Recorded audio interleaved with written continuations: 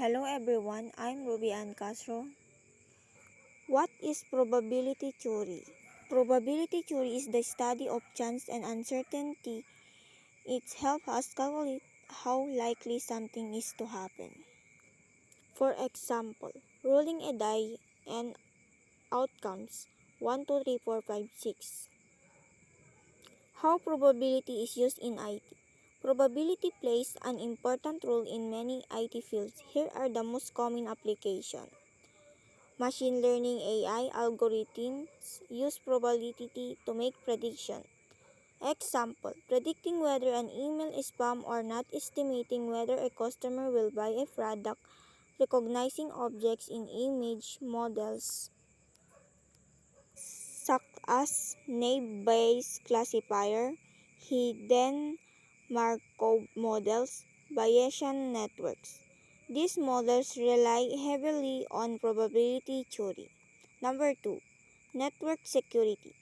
Probability helps in detecting suspicious network traffic, calculating the likelihood of cyber threat, identifying anomalies in user behavior.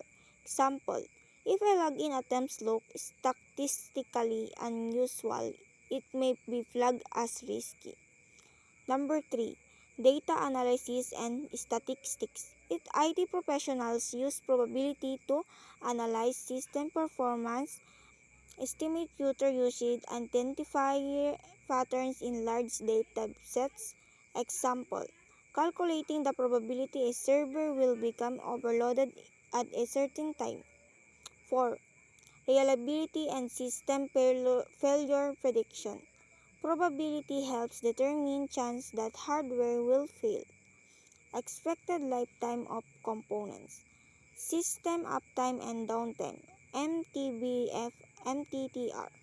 Example, a disk drive might have a 0.02 probability of failure per year. Number 5. Algorithms. Use randomness and probability examples. Randomized algorithms. Number 6. Cryptography. Modern is encryption often uses random number generation, probabilistic case, probability that attacker can guess a password. Example, the probability of random guessing a strong password is extremely low. Number 7. Quality assurance and testing. Probability helps estimate how many test cases are needed, likelihood of bugs appearing, risk the failures will happen, production.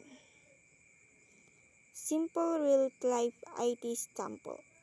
A spam detection using probability. Email contains the word free.